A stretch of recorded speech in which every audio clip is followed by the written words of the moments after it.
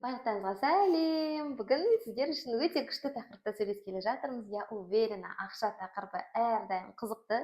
Және де бүгін өте күшті бір коллаб ретінде психолог және финансист болып екі тұстан бір тақырыпты ашқалы жатырмыз. Бұл подкасттың ерекшелігі, көбінесе адамдар подкаст деген кезде бір спикерді ашайын деп жатыр деп ойлайды. Мысалы, бұл подкасттың мақсаты адамды ашу емес, тақырыпты ашу.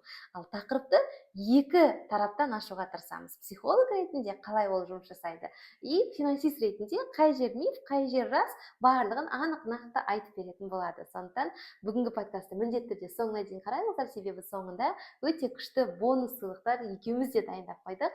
И оны алу өте оңай, сол үшін соңына дейін қарап, бүкіл шартты орындап бұл сыйлықты ала аласыздар деп үміттенеміз. Ендеше кеттік. Алдымен өзімізді таныстыра кетейік. Дәл қазір сіздермен бірге мен нейропсихолог Сүйрік Аймұратқызы, 7 жылдық тәжірибесі бар, 3000-ға жуық консультация жасадым және қазір Қазақстандағы ең престижный университеттердің бірі СДУ-да психолог ретінде жұмыс жасаймын. Және де Аружан менің ментиім, яғни менторстводан өтіп жатқан ханым, өте мықты эксперт финансист екендігіне көзім жеткендіктен шақырып отырмын. Сізді өзіңізді таныстыра кетсеңіз.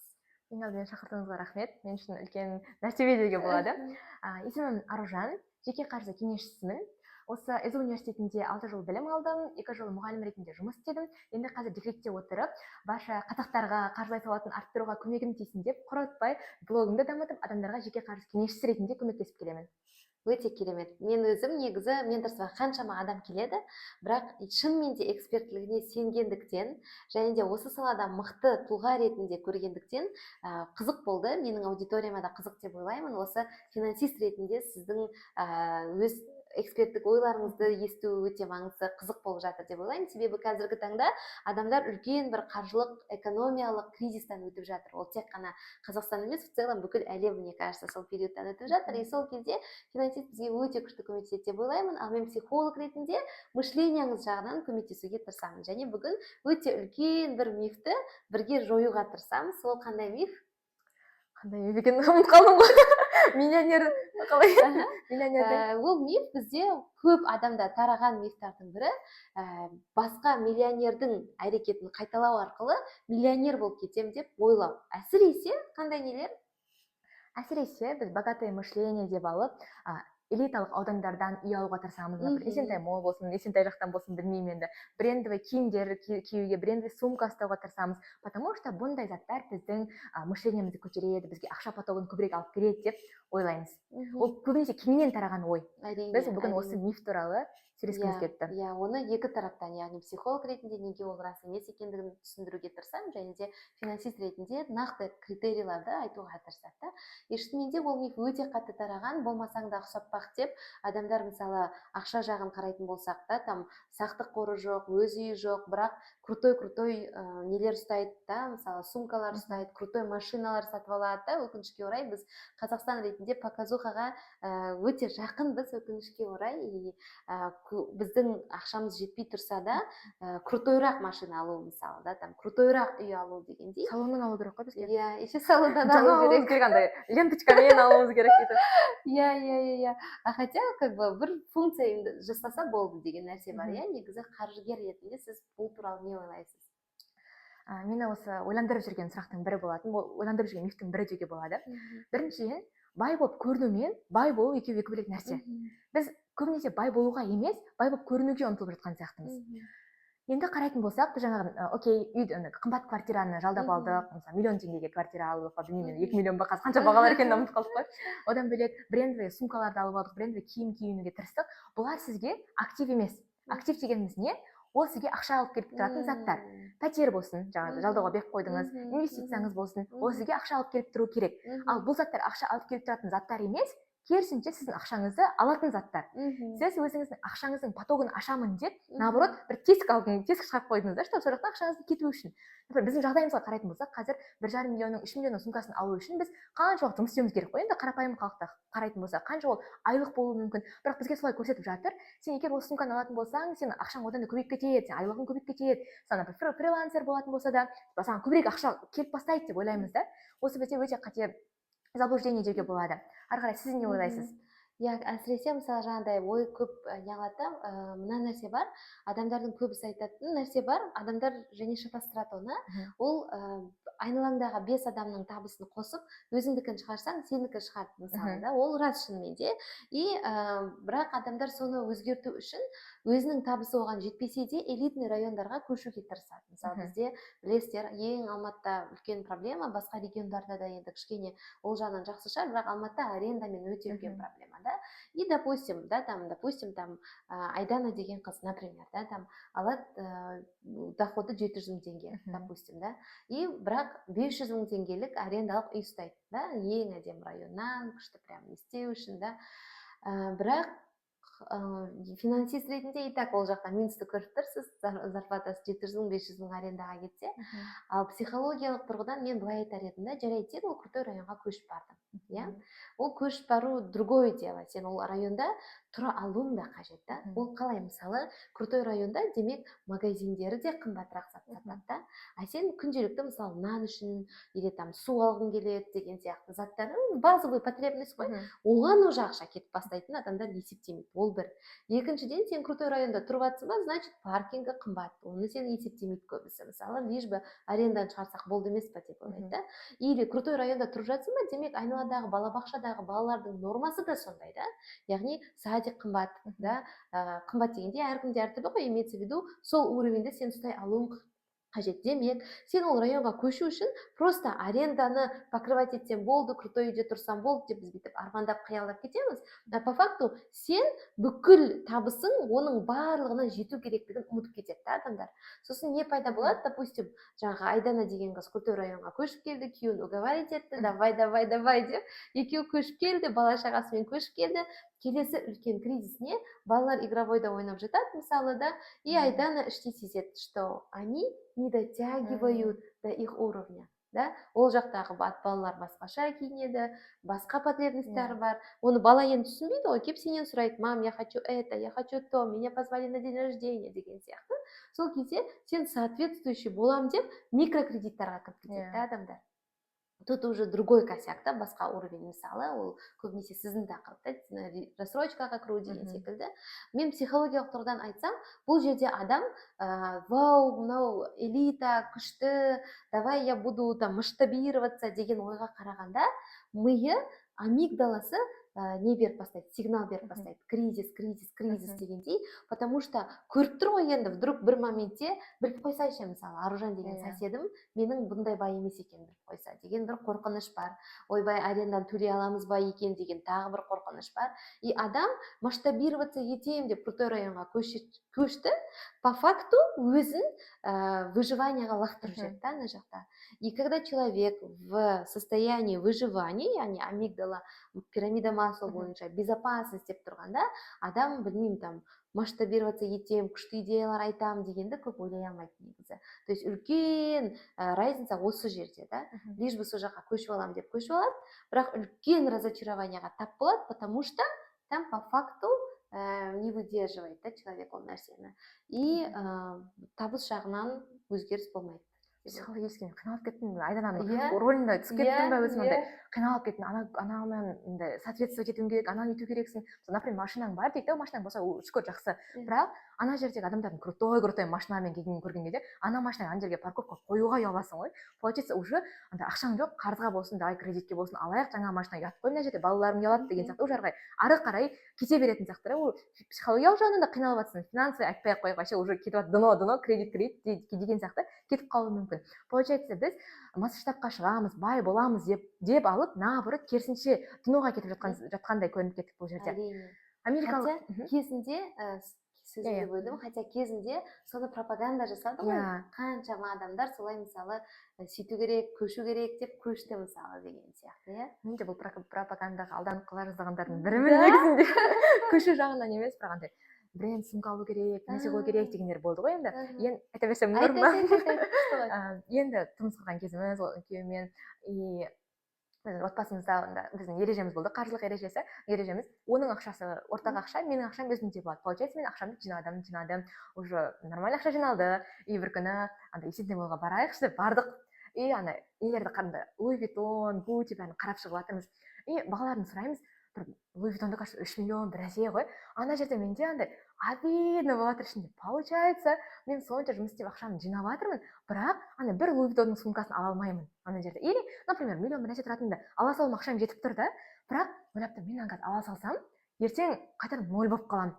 Андай біртүрлі чувство болып тұр, ішінде обида болып тұр, то что бізге не істеп тастады ғой енді, типа ондай норма, это норма, сен Луи Виттон аналарды ала алу керексің деген нәрсені бізге миымызға құйып тастады да. И мен ана жерде и психологически, и финансовый жағынан қиналып тұрмын да, как будет правильно, эмоциялық жағынан бір ойым алып тастай салайын ба, типа зато менде брендовый сумка болады, күйеуім асырайды ғой, нормально деген сияқты да ойлар кетіп жатыр. Бірақ сол жерде эмоциялық тұрғыдан бәрібір өзімді тежедім. Андай күйеуіммен ұзақ проработка жасадық деп ары қарай ол мені біраз успокаивать етіп өзім де жақсы өзіме келіп қалдым. Бірақ ол жерде ол кезде алмағаным да хайыр болды да. Мен сол ақшаны не істедім деп ойлайсыз ғой, сол жинаған ақшамды? Инвестиция? Да, алдымнан бір кісі бір күшті бір не айтады, оффер береді ғой, осындай инвестиция, осындай деп ұсынады. И мен жолдасыммен ақылдасып сол ақшаны инвестировать еттік. И шүкір, прям мен декретке шыққан кезде де маған ақша ай сайын түсіп тұрды да, бастапқы уақытта. Сол инвестицияның ақшасы ай сайын түсіп тұрды. Сол кезде ойлаймын, Аллахым рахмет дедім, потому что сол кезде мен жаңа пропагандаға еріп брендовый затты аламын деп, ақшам ноль болып зато қолымда просто сумочка, который сатып алғаннан кейін құны уже түсіп кетеді ғой, сен біреуге оны бұл бағада сата алмайсың. Сондай болғаннан гөрі инвестициялық менде уже портфель дайын тұрды, и солай ақша маған келіп тұрды. И осыдан бөлек қазір өзімнің историямды айттым ғой енді. Бөлек Томас Стенли деген кісі 20 жыл бойы миллионерлерді зерттеген екен. И The Millionaire Next Door деген кітапты шығарған екен. Сол кітапта байқағаны бойынша байлар негізінде күшті жерлерде, жаңағыда қымбат райондарда су жаңа көліктерді ұстамайды екен. Америкалықтар зерттеген ғой енді. Олар қарапайым ауданда тұрады, жаңа салоннан емес, кәдімгі ұсталған көлікті айдайды деген сияқты, солай өмір сүреді екен байлар. Керісінше біз, который бай болып көрінуге тырысқандар, сондай заттарды ұстайды, сондай заттарды алады, бірақ не капиталы жоқ, не қарызға алған деген сияқты осындай зерттеу жасалған екен. Иә, ана еще не бар ғой, Америкада тұрып келген достарым өткенде кездескенде айтып жатыр да, біз Есентайға барған кезде бәрі бүйтіп сықитып әдемі киініп алып сөйтіп жүреді ғой негізі, типа біздің байларымыз көбінесе.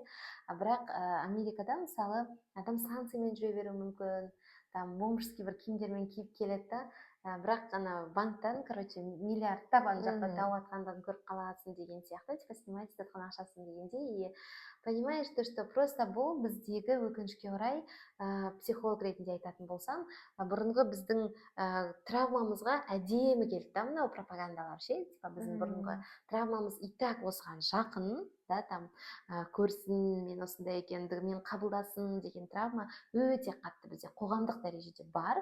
И сондықтан үйді ремонттағанда да мысалы байқайсыздар ма, именно зал ең әдемі болады деген сияқты. Ең қыпасатты залға аламыз дегендей ма?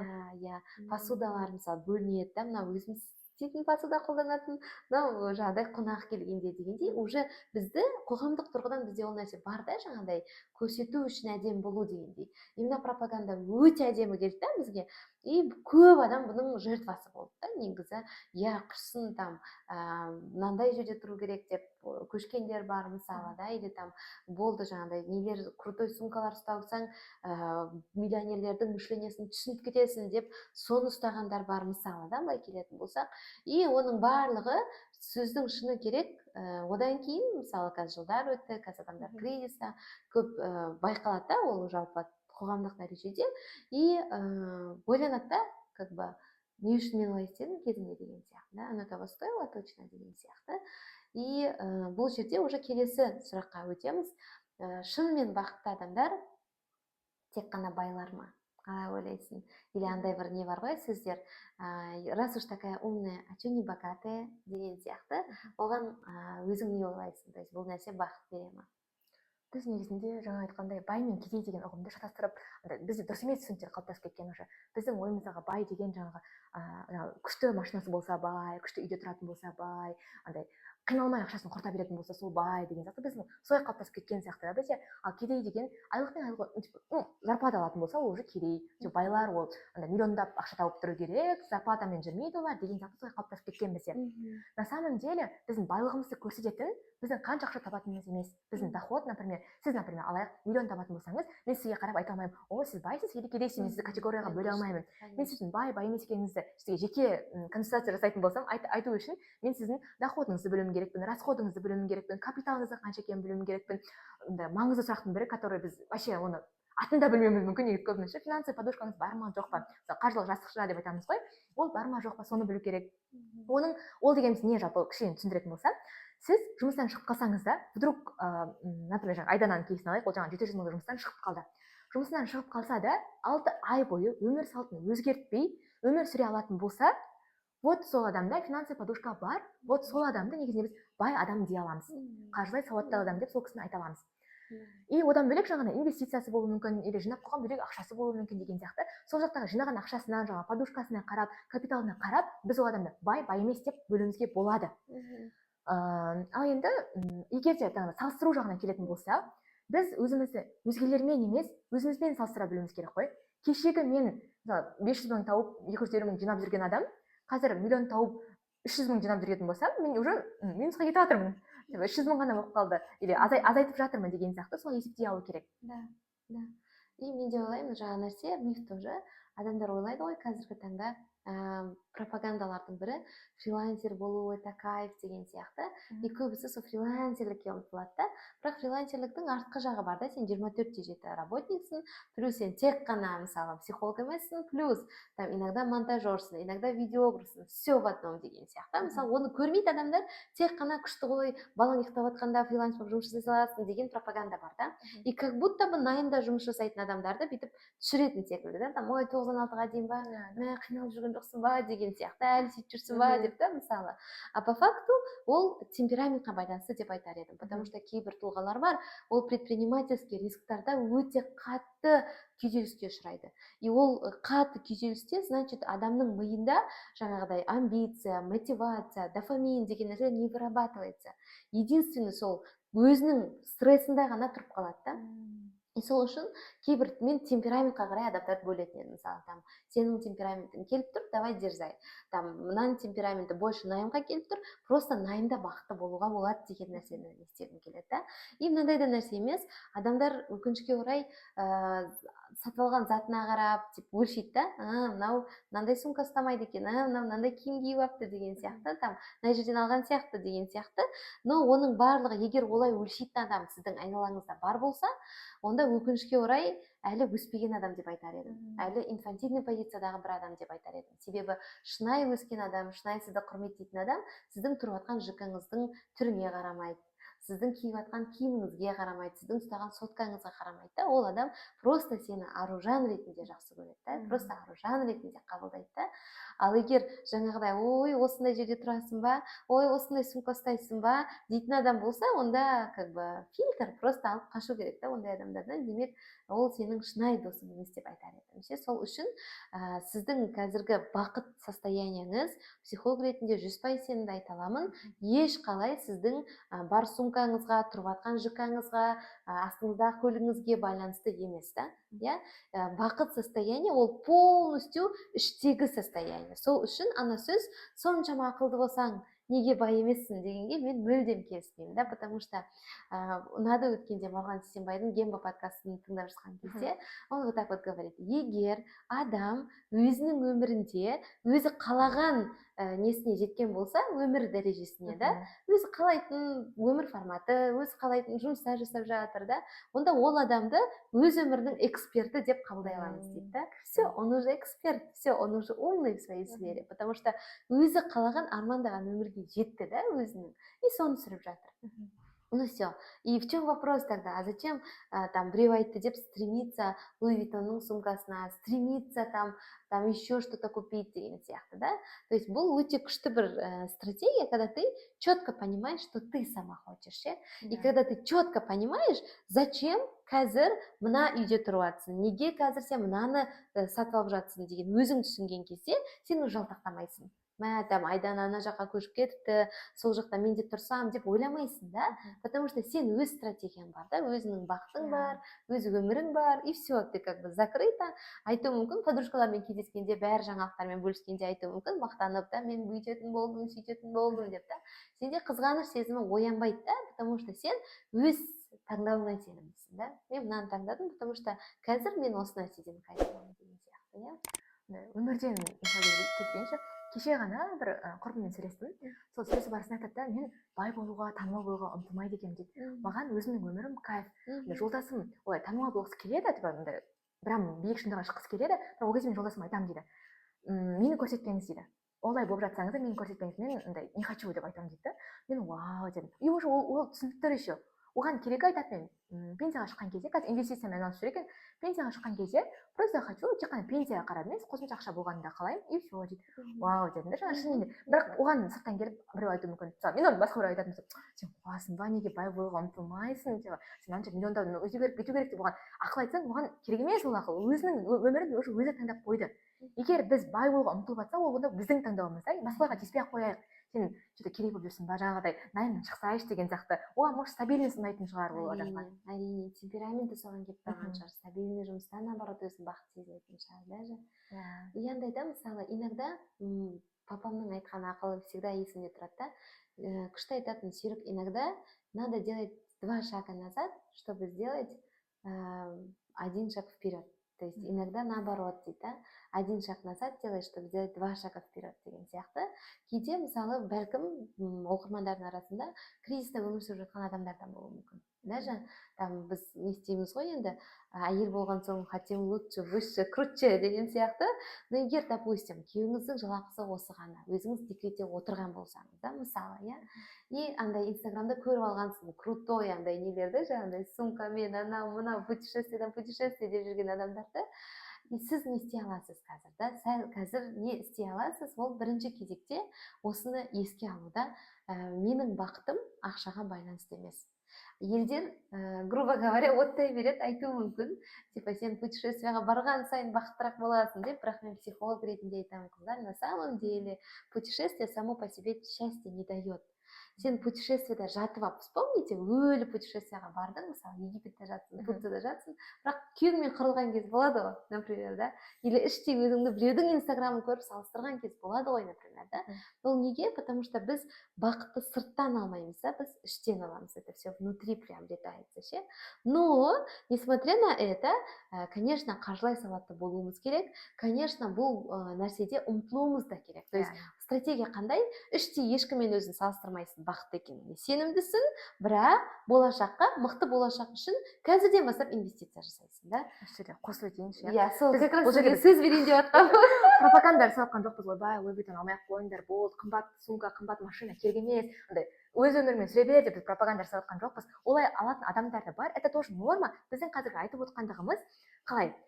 Сіз жаңағы айтқандай, бірінші өзіңіздің доходыңызды, расходыңызды есептеп алдыңыз, финансовый подушка 6 айлық жинап алдыңыз, бөлек счетта жатқан инвестициялық ақшаларыңыз бар. Сіздің нормаңыз уже өсіп жатыр ғой. Сол нормаңызға сай, маяқта сіз шығындарыңызды өсірсеңіз, это нормально. Яғни, например, сіз уже айына 10 миллион, 20 миллион тауып жатсаңыз, оның 10%-не киім алуыңыз, 10%-не сырттан тамақтануыңыз, 10%-не басқа қылып бөліп қоюыңыз, это нормально. Біз солай процентпен бөлу керек екенбіз. Сол Сырымбек Дау деген сияқты миллионер ағаларымыздың ұстанатын ережесі сол екен да. Ақшасы өскен сайын процентіне қарай шығындарын өсіреді. Луи Виттон алған келіп жатыр ма? Онда сондай доход табыңыз, чтобы 10%-ін қиналмай Луи Виттон ала салып, сіздің финансовый жағдайыңыз қиналып қалмайтындай. Жаңа жұмыстан шығып қалсаңыз, бір сумканың бетіне қарап отпайтындай, финансовый подушкаңыз бар, басқасы бар, солай бола алатындай жағдай жасаңыз, сол кезде ғана барып алыңыз дегім келеді. Да, и как психолог могу сказать, андай терапиялар өте күшті эффект береді да, негізі жаңағыдай финансовый подушка болып болмауы әсер ете ма деп мен бұрын ойланатынмын, ше. Типа, я же в терапии, мысалы, да, ұзақ жылдар бойы. И бұрын мама маған айтатын да, мысалы, өз өмірден айтатын болсам, Серік, қалай үйсіз өмір сүресіңдер, үйлерің болу керек қой, өз үйіңнің болуының дәмін айта алмаймын, күшті ғой деп айтатын, енді бәрімізге сөйтіп айтатын шығар. Типа, да бар ғой, типа, может, отбасы болып көресің, может, 7-20-25 деген сияқты. Үйленген жылыңыз қосатын шығар, екен, анша жыл болды, әлі үйлерің жоқ па? 2 баламен әлі жүрсің деп ше. Дегендей. И сол кезде мен іштей өзімді тексеретінмін. То есть я сейчас тревожусь, да, типа, ойбай, катастрофа деп. Благодаря терапии, честно скажу, у меня этой тревоги нету. Поэтому, когда мне так говорят, типа, мынандай болсын да деген сияқты, мен, типа, кейбір адамдар просто іштей кейбір көп травмасы болғандықтан, қорыққандықтан, болашақтан өте тревожный болғандықтан, бүйтіп толтырып қояды да, там үйім болсын бөлек, анау болсын бөлек, мынау болсын бөлек, әйтеуір үй болсын деген сияқты мысалы. Бірақ маған оның бәрін терапия берді деп айта аламын да. И қазір менде мысалы да там күйеуіммен не бар ма, күйеуіме деген отношенияда да сенімділік бар іштей, да, там точно это мой муж деген секілді. Или там балалармен отношенияда уверенность бар, что я чувствую привязанность здоровую с детьми. И үй мәселесінде де, иә, үйге ұмтыламыз, хотим купить, да, там квартиры в несколько местах, там анау мынау деген жоспарда бар. Бірақ үй болмаса да өзімді нищеброд сезінбейді екенмін, ше. Үй болмаса да өзімді андай не сезінбейді екенмін, да, типа бірдеңе қалып бара жатқан сияқты, или там ойбай безопасность жоқ деп сезінбеймін. Я, бірақ, несмотря на это, явно фундаментально маған бұл безопасности терапия берді. То есть, если ты как спросишь у меня, например, как финансист, не нәрсеге точно экономдамай істесең, мен терапия деп айтамын, типа, потому что, ну, ол көп жаңағы нәрсені закрывает, по идее. И екінші бір история, например, танысым бар, да, мысалы, ол қатты тревожный, өте қатты прям, и ол өзі оны мойындайды, мен капец тревожныймын деп, и финансово невыгодный покупкалар жасайды, да. Типа как өте үлкен процентаждық немен ипотекаға үй ала салу деген сияқты, да, там өте үлкен процентаждық, там 30% қосымша машина ала салу деген сияқты. Неге десең, мен солай өзімді спокойно сезінемін дейді, да. Сосын жарайды енді үй алдың, там 30% или что-то там добавил банкта, сонда да өзіңді спокойно сезінесің бе десем, жоқ, енді қазір мен ананы алып алайын, сосын сезінемін деген сияқты бір гонкада жүреді, да. Мен айтар едім ше, егер ішіңізде осындай ақшаға байланысты бір үлкен гонка сезіліп жатса, тревога, мен red flag, идите в терапию деп айтар едім ше, негізі. И идем дальше. Вторая сторона медали. Я накопила подушку, 6 айлық подушкам бар. То есть стабильно уровеньді жаңағыдай кетірмейтіндей, өмір сүре алатындай жинап тұр менде. Влияет ли это на мое состояние? Честно скажу, в какой-то степени да. То есть уже не на 80%, потому что 80% терапия беріп тұр уже, бірақ 20-30%-ға сен өзіңді как-то увереннее идешь, ше, негізі, типа, заходишь там любой жаққа, любой нәрсеге, қорқыныш жоқ, там жұмыстан шықпасам айлықсыз болып қаламын деген секілді, да, там. И так, конечно, муж есть, да, ол жағынан, бірақ өзіңнің подушкаң бар, да, өзіңе деген сияқты, ол да. Бір нәрсе қосып жіберейін, қаржы сауаты деген жоқ деп айта алу. Не нәрсеге? Ұнамайтын жұмысқа. Универмен конфликт болып қалды ма, сіз спокойно, сорри, мен былай жұмыс істей алмаймын. Жоқ десе кете аласыз. Ұнамайтын бір отношенияларға, ұнамайтын нәрселеріңізге сіз жоқ деп айта аласыз, когда сізде қаржы сауаты болса. Жаңағыдай финансовый подушка болған кезде уже спокойнее болдым дедіңіз ғой. То же самое андай ойларда болады да, ой, ризықты береді ғой Алла тағала, мен қазір ақша тауып жатырмын ғой, осылай таба беремін деген ойда бізде қате ой, қате түсінік, иллюзия. Потому что андай біз білмейміз ғой, біз ертеңгі күн былай тұрсын, бүгінгі күнімізге уверенно айта алмаймыз ғой, мен қазір үйге барамын, шай ішемін, үйтемін, ұйықтаймын деген сияқты. Құдай сақтасын, бұдық бір нәрсе болып қалса, сен дайын бола алу керексің да. Жаңағыдай ақша, сен потогың, ақша келеді қай кезде? Потогыңды ашқан кезде, жаңағы күшті заттар алған, миллионердің заттарын алған кезде емес, сен ақшаңды дұрыс ұстай алған кезіңде, ақшаңды дұрыс басқара алған кезіңде, Алла тағала көріп тұр ғой, сенің ақшамен қалай жұмыс істеп жатқаныңды. Мына құлыма мынанша көп ақша берсем, ол шатасып қуып кетпейді, ол ақшасын дұрыс басқара алады деп, Алла тағала да иншаллах бізге ақшасын көп бере береді. Осымен біз шатастырып аламыз да, біз сонда финансовый подушка жинайтын болсақ, мен Аллаға тәуекел етпей тұрмын ба, тәуекелді біз соқыр тәуекелге вообще қойып кеткенбіз ғой, андай дым істемей болды, мен Аллаға тәуекел етемін деген сияқты нәрселермен. Вот, в целом осы қазір енді более практичный форматқа өтейік. Қазір бізде кейс стади, то есть жаңағыдай блиц сұрақтармен өте қызық қылып жасағымыз келіп тұр. Дайындап қойған сұрақтарымыз бар. Аружан, бастап кетсек. Қазір осыған өтпес бір нәрсе айта салайын, соны қоса салсаңыз, иә. Не қосқым келіп тұр? Жаңағы біз айттық қой, 1,5 миллионға, например, сумка алдық дейді да. Соны финансист ретінде чуть-чуть есептер көрсетейін да, қалай болатындығын. Егер де сіз 1,5 миллион сумканы алудың орнына оны енді 20% доходностьпен деп есептейтін болсақ, сол 1,5 миллионыңызды салдыңыз инвестицияға, 20% доходпен 10 жыл күтетін болсаңыз, сізге 1,5 миллионыңыз 9,3 миллион шамамен осыншаға айналып кетеді. И оны 10 жыл емес, егер 20 жыл күтетін болсаңыз, мына цифра вообще вау, 57,5 миллионға айналып кетуі мүмкін. Получается, сен 1,5 миллион сумканы алып үйіңе қойып қойдың, или жоқ, оны любой жерге ұстап бара бермейсің ғой, күшті жерге шыққанда болмаса білініп қалады деп қорқасың деген сияқты. Оны дұрыс инвестиция жасай алатын болсаңыз, сізге 20 жылдан кейін, 10 жылдан кейін қаншама көп ақша алып келуі мүмкін еді. Осыны қосқым келді. Керемет сұрақтарға өтейік. ал енді мына жерде мен клиенттің рұқсаттары мен олардың кейбір кейстерін айтып өтейін деп жатырмын. Нақты жағдайларын айтпаймын, бірақ осылай консультацияға келген клиенттерден идея алдым. Бірінші клиент, бірінші адам, айлығы жаман емес, айлығы жақсы, жоғары, кредиті де жоқ, қарызы жоқ, бірақ ақша жинай алмайды. Сіз қалай ойлайсыз бұның психологиялық жағынан? То есть бұл бір сұраққа екеуміз де жауап береміз ғой. Мен психолог ретінде жауап берем, Аружан қаржы ретінде жауап береді, қаржыгер ретінде. Енді мен психолог ретінде айтатын болсам, скорее всего, мышлениеде кішкене проблема бар.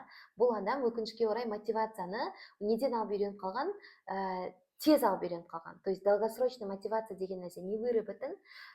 Сондықтан ақша жинап, бір-біріне жинап, одан кейін бір бірдеңе алам дегенге қарағанда миы здесь и сейчас хочет. Здесь и сейчас мен дәл қазір не істегім келіп тұр, мысалы, мороженое жегім келеді, ала саламын, кофе ішкім келеді, іше саламын деген секілді кете береді. Это өкінішке орай инфантильная детская позиция.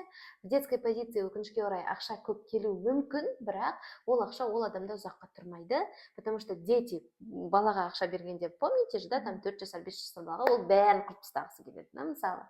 Сондықтан мен бұл жерде мышлениемен осылай жұмыс жасау керек деп айтар едім. Мен ең алдымен кіріс шығысын жазама, соны қарайтын едім. Доходын жазып, шығысын қанша кетіп жатқандығын жазама. Одан кейін біздің көп адамдардың қателесетіні, көп ақша тапсам, сол кезде жинаймын. Мен қазір 500 мың зарплатамен қандай ақша жинаймын деп ойлаймыз да. Бірақ мен сізге точно айтамын, сіз 200 мың теңге зарплата алатын болсаңыз да ақша жинай аласыз. Яғни ол үшін не істеу керек? Бірінші, ақшаңыз түскен кезде, зарплата болсын, кез келген табыс түскен кезде, оны өзіңізге процентін есептеп аласыз. 10% болсын, 20% болсын, бірден жинағыңызға аударып қоясыз. Қалған ақшаны ғана жұмсайсыз. Солай сіз ақша жинай аласыз. Ал егер айдың соңында қалған ақшаны жинап қоямын дейтін болсаңыз, ол өтірік. Lifestyle inflation деген нәрсе бар. Сіз қанша көп тапсаңыз да, соған сәйкес сіздің шығындарыңыз да көбейе береді. Жаңағыдай уже қымбатырақ ресторанға барамын, қымбатырақ зат аламын деген сияқты ақшаңызда шығыныңыз да көбейе береді. Осыдан құтылу үшін біз бірінші ақша түскен кезде бірден жинағымызға аударып қоямыз. Керемет, күшті. Екіншісі, бір адам ай сайын жаңа затты рассрочкаға алып қоя береді. Рассрочкасы уже бар, бірақ рассрочкаға алып қоя береді. Ақшасы болса да, рассрочкаға салайын деп ала береді. Ну, тут жаңағы бірінші кейспен өте қатты ұқсас екен. Тоже дофаминовое мышление, то есть адам в моменте бірден результат алғысы келеді, бірден сатып алғысы келеді. И мида мынандай нәрсе бар да, егер миға дұрыс формула салсаң, ол сол формуламен жұмыс жасайды. То есть, егер сен өзіңмен договариваться етіп түсіндірсең, қазір мен мынаны рассрочкаға алмаймын, давай там мынанша уақыт жұмыс жасайық, мынанша там қор жинаған кезде алам десең, ми соған адаптируется. И келесі жолы бірден сатып алудың орнына қиын бір задачаны жасауға ашық тұрады да, жасап алайын сосын деген секілді ше. Енді екінші мына кісіде өкінішке орай рассрочка болып кетудің себебі ондай мышление жоқ. Миы қандай? Я здесь хочу, здесь и сейчас болу керек деген мышленияға кіріп кеткен, и миы дешевый дофаминға үйреніп алған. Когда мы дешевый дофаминға үйреніп алған кезде, мы не ищем такие пути, как а как больше заработать, может тағы бір жұмыс жасап көрейін, бір проект ойлайын деп ойламаймыз, да? Дешевый дофамин здесь и сейчас. Рассрочка бар ма? Давай, один клик и рассрочка. Өкінішке орай қазір ол оп-оңай оны жасау, адамдар сондықтан психологиялық тұрғыдан еш қиналмайды. Қазір сатып алғандай ләззатын алады, бірақ одан кейін 24 ай бойы төлейтін ұмытады да, 12 ай бойы төлейтін. Андай ғой, телефонды рассрочкаға алып алдың, 2 жыл бойы төлеп келе жатсың, 2 жылдан кейін телефоның ескіріп қалды андай. Сен қазір затты сатып алып жатсың да, болашақтағы өмірінен қарыз алып қой. И одан бөлек жаңағы кейсті еще ол адам айтады да, мен уже зат сатып алған кезде маған уже қуаныш сыйламайды, бақыт сыйламайды дейді. Получается, дешевый дофаминге үйреніп қалған ғой организмі, уже бақыт сыйлап жатқан жоқ адамға. Дұрыс айтасың. И финансист ретінде айтатын болсам, біз үйреніп алғанымызша, рассрочка деген 0%. Күшті қылып бізге рекламалар жасайды ғой. Рассрочка это 0%. Сен просто выгодно алып қаласың деген сияқты. Бірақ негізі айтайын сіздерге олай емес. Банк те ақымақ емес, ол банк қайырымдылық қоры емес бізге. Андай жаным сен ала бер, там андай инфляцияны да бар екенін білеміз ғой. Сен 24 ай бойы берген кезінде инфляция уже ақшаны жеп бастайды деген сияқты. Банк не істейді? Банк өзінің ақшасын магазиндерден алады.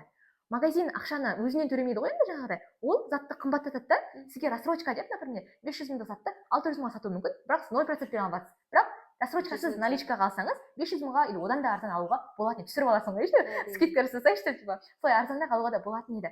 Сол үшін рассрочка алатын кезде бірінші өзіңізге сұрақ қойыңызшы, мынау зат маған точно керек па? Мен осы затсыз өмір сүре алмаймын ба? Және де өзіңізге 24 сағат уақыт беріңіз. 24 сағаттың ішінде де сіз ол затты алғыңыз келіп жатса, онда рассрочкасыз миымызға қарызға алсауға болады деген пунктті өшіріп тастайықшы, қызылмен жоқ қылып тастап, мен қалай ақша таба аламын, мен қалай ақша жинап бұл затты ала аламын деп ойласақ, миымыз да жақсырақ жұмыс істейді. И дофамин жаңағы дешевый емес, уже нормальный күшті дофамин алатын сияқтымыз деп ойлаймын. Да, классно, супер. Үшінші сұрақ, үшінші кейс. Соңғы кейс. Иә, жақсы ақша табады, бірақ жоқ деп айта алмайды. Досына да ақша береді. Қарыз сұраса, өзінде болмаса да кредит алып болсын, басқа біреуден сұрап болсын, алып беруге дайын. Ай соңында және де ештеңе қалмайды енді, естественно, ақшасынан. Да, это точно к психологу. Жоқ деп айта алмайды. Біреу үшін кредит алу, там өзінде болмаса да қарызға ақша беру деген нәрсенің барлығы нені көрсетеді? Әлі де мені қабылдаңдаршы деген бір лозунгпен өмір сүріп жатқан адамның көрсеткіші да. Мен сендерге бәріне я деймін, жақсы қыз боламын, көмектесемін, пожалуйста, мені қабылдаңдаршы, лишь бы қабылдасаңдар болды. Кредит 2 ай төлеймін ба, 2 жыл төлеймін ба, төлеймін деді. Мен қабылдайшы бұлағын деген бір состояние. Бірақ олай адамдар қабылдамайды, ол адамдар сізге үйреніп алады, потребительское употребление болады, и каждый раз сізден ғана сұрай беретін болады, оның шегі жоқ та, тоқтамайды.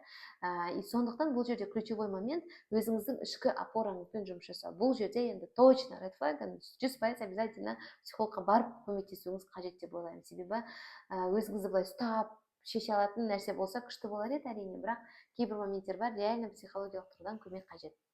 Иә, толықтай келісемін. Осы қарызға қатысты маған мына бір ұстаным ұнады, өзім соны қолдануға тырысып жүрмін. Сенен біреу қарыз сұраса, сен жалқы болмайтын сумманы беру керексің ғой. Например, 100 мың қарыз сұрады, мен 100 мыңды беріп, вдруг маған қайтармай қоятын болса, маған жалқы, маған қиын болатын болса, онда мен 100 мың бермеймін. Мен 20 мың теңге маған қайтармаса да окей ма, онда 20 мың теңге беремін да. Бауырым, кешірші, маған бере алатын ақшам осылай 20 мың теңге. Көмегіңе тисін деп осылай беремін. Немесе тағы бір басқа бір ағамыздың өзінің мысалы бар екен, ол кісі бөлек қор бөлек ақша жинайды екен қарызға деп. Например, мен білмеймін суммасы қанша екенін, 500 мың теңге қарызға деп қояды. Бір туысы сұрап келеді, 200 мың сұрап келді, 200 мыңды береді. Тағы бір адам дос сұрап келді, 200 мың береді. Үшінші адам 300 мың сұраса, оған уже 300 мың бермейді. Менде бары 100 мың, мен қарызға бере алады, 100 мыңды беремін деп. Анадан қайтарса ғана былай береді деген сияқты. Мынау идея да маған ұнады. Ақшаң көп болып жатса, осылай да істеуге болады екен деп ойладым. Бірінші біз өзімізге көмектесе алуымыз керек қой. Өзіңіздің жағдайын жасап аласыз. Ары қарай уже достарыңызға да көмектесу сол кезде басталады. Чтобы сіз ол адамға қарыз беріп қойып, сізге ақша керек болып қалған кезде сіз басқа жақтан қарыз алып, басқа кредит алатын болсаңыз, бұл қаржылық жағынан да сауатсыздық. И дұрыс емес жолға кетіп баратсыз деген сөз ғой. Қарызды қарызбен жабу деген ол уже долговая яма деп түсіндіріп жатады ғой. Ол жағдайларда сізге уже кәдімгідей көмек керек. Психологтың да көмегі керек, қаржылық кеңесшінің де көмегі керек. Өзім осы жерден шыға аламын деп жүре бермеңіз, ары қарай қарызбен жауып. Ақылдасатын адам бәрібір де керек. Күшті. Осымен біздің подкастымыз тәмам, соңына да жетіп қалдық. Ұнаса міндетті түрде лүпіл басып, біреуге жіберіп, коммент жасаңыздар, өте қатты қуанамыз. Себебі YouTube-тың өзінің сондай несі бар, стратегиясы. Көбірек лайк жиналғандар видеолар ғана рекомендацияға шығады. Егер біздің еңбек сіздерге ұнаған болса, сіздер үшін тегін, біз үшін мықты стимуляция, міндетті түрде лайк, репост, коммент, пожалуйста. Бірақ біз сөз берген сыйлығымыз бар айтпақшы. Бұл сыйлықты біз ұзақ ойландық, және де ең шынымен де пайдалы болады ау дегеннің ғана бергіміз келіп тұр. Ол үшін нақты шарт бар. Бірінші маңызды шарт қандай? Бір ғана шарт өзі. Комментарийға астына сізге видеодан ең қатты ұнаған не нәрсе болды, қандай ой түйдіңіз, инсайт алдыңыз, соны жаза кетсеңіз, біз сол комменттердің арасынан ұнаған, мен өзімнің атынан 3 адамға 21 күндік қаржылық әдет қалыптастыруға арналған марафоныма тегін жолдама беретін боламын. Ал мен өзіме ұнаған комментарийді солай таңдаймыз ғой, иә? Ұнаған комментарийға мен 3 адамға тоже өзімнің финансовая проработка деген өзі 120 мың теңге тұратын курсты тегін сізге сыйлайтын боламын. Ол үшін бар жоғы комментарийға бүгінгі біздің видеодан алған басты мықты инсайтыңызбен бөлісуіңіз жеткілікті. Финансовая проработка деген курсын мен өзім де өткенмін. Ол маған өте қатты әсер етті. Сол кезде мен сату менеджер болып жұмыс істейтін едім. И компанияға ең көп продажа әкелген кезім сол болды. Өзім бөлек марафон жасап, сол кезде де ақша таптым. Сондай маған оңай әсер еткен еді. 100% иншалла пайда беретін курс. Менің де марафон сізге барынша сізге қаржылық әдет қалыптастыруға көмектесемін. Сол үшін аянбай комментарий жазып бізді қолдап кетсеңіздер, бізде алдағы уақытта коллаб жасауға.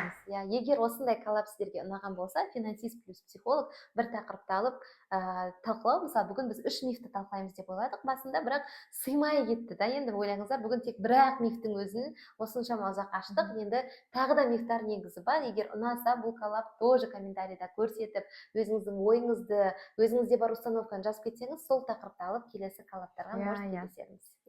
Рахмет. күшті бізбен бірге болғандарыңызға үлкен рахмет. Бұл уақыт өткізген 20-25 минуттарыңыз сіздерге есе миллиардтап миллиондап табыс алып келсін иншаллах. Келесі видеода көріскенше.